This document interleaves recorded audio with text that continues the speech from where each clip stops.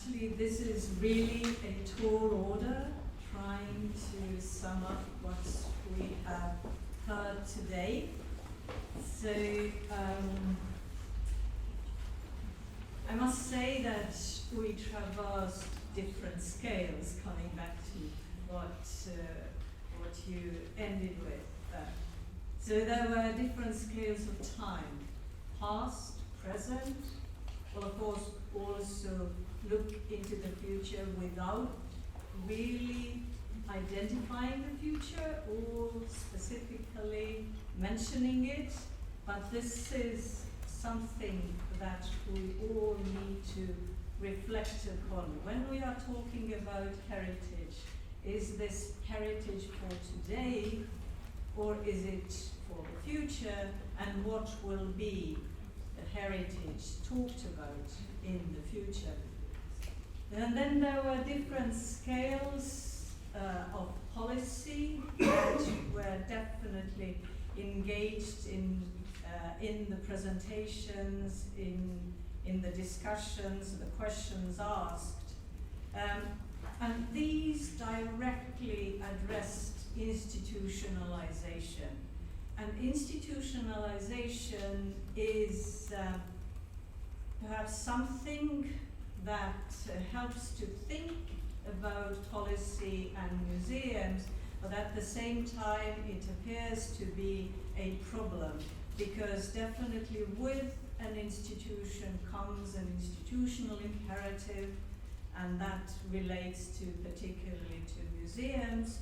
When people are thinking about the aspects of tangibility and intangibility, where these concepts were touched upon by Mark more specifically, bringing out the idea of concepts, but I guess that from the perspective of museums, we perhaps should not really think about intangible heritage as something already defined. We are talking about intangible cultural heritage as if we so clearly know what it is. And of course, particularly when we use the acronym, we really demarcate the area we are talking about, and we really do not think any longer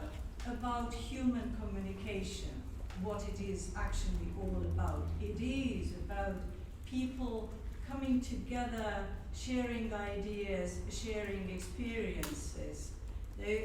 And when we think about human communication, then we can take a look at tangible and intangible in the same sentence, in the same line of thought, because the tangible makes sense only when bringing in the intangible aspect of significance to living beings. So I mentioned living beings, not only thinking any longer about human beings, because we are also in the area of post-humanism when that is discussed, and that also helps us bring in the World Heritage Convention that looks at natural environment, and natural environment engages also other types of being. So what I'm trying to do is just broaden the perspective, and then with broadening the perspective, also thinking about the future, because the future of our planet is something that addresses all of us. But to mention the topics that were discussed, practitioners' perspective, time to inspire, which took us closer to museum cases, and then comparing museum policies. So all those relate to the institutional aspect to a certain extent, and of course with the last one, comparing museum policies, we are really in the field of subsidiarity in policy making. That takes me back to Mark's keynote again. But in order to, and also perhaps, I don't know whether complicate the picture or add something to it, I come to you inspired by my last encounter with Barbara Kirschenblatt-Gimblet, who is a well-known museum and heritage scholar, who addressed the Congress of Société Internationale d'Ethnologie et Folklore, where also Sophie was present. And actually she was talking about a museum as an agent of transformation. So, and with that, she took a look at, not a critical look at museums, but thinking about museums as critical institutions. And through that, she brought forth the idea that a museum, a transformational museum, is meant to, or built as something that creates a new thing, that engages us also with difficulties. And the transformational museum should contribute to debates. And what is more important, it should empower the viewer. Actually, the museum visitor was not addressed in many of the talks. I didn't hear the reference to visitors too much. Well, communities, with communities, yes, as if there is the idea of the visitor, but with the visitor comes also the idea of experience, a museum experience, and of course, intangible cultural heritage is related to experience. So empowering the viewer through the moment of exposing conflicts and redressing social inequalities. So how could that be attained? And that comes again with a combination of tangibility and intangibility. There is materiality in museums, definitely, in objects. But the objects themselves do not tell stories.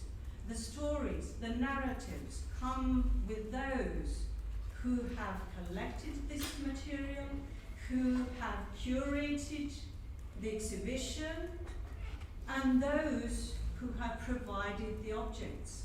So the modern museum definitely brings in all those aspects and relies on narratives.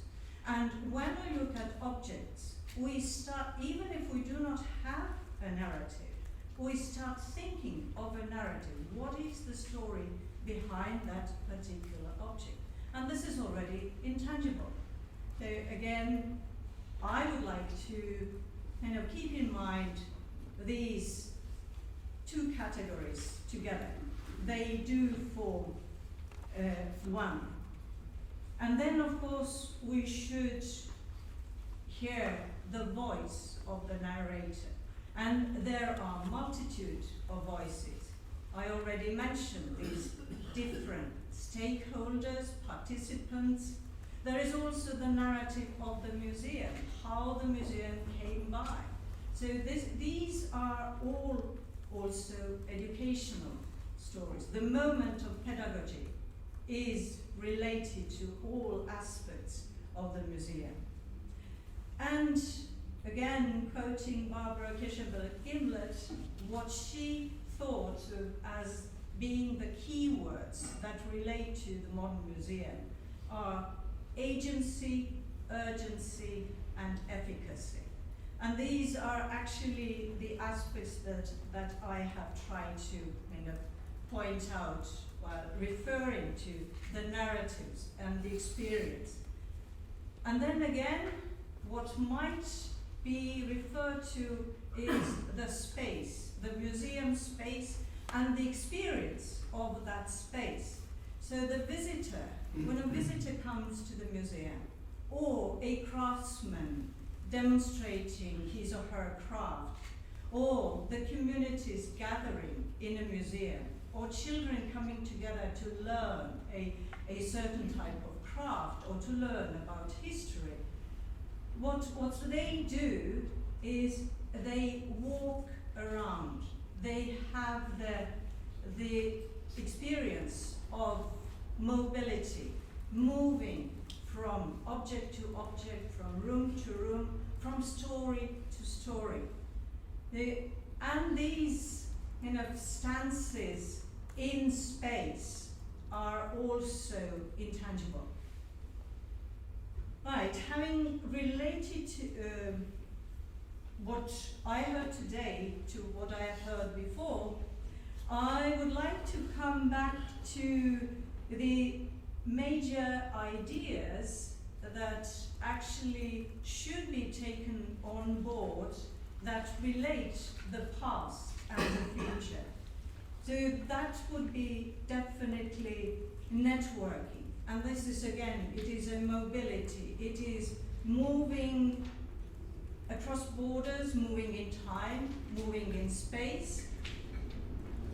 And in addition to that, the creativity, the moment of creativity of creating new possibilities, of negotiating, of debating, of getting together for human interaction. And that brings me to the idea that struck me while listening to the very last presentation.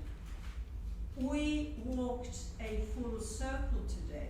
We did start off talking about history, practicing history, historical legacy, how to address this legacy, what does it mean today for our contemporaries. And then we ended up with co-creation through collaboration to diffuse history, to debate or overcome the difficult moments of history. And hopefully, with that brief encounter with what I heard today, I have made things perhaps a little bit more meaningful from a wider perspective, particularly from my point of view, being in a way outsider to this discussion group. Thank you.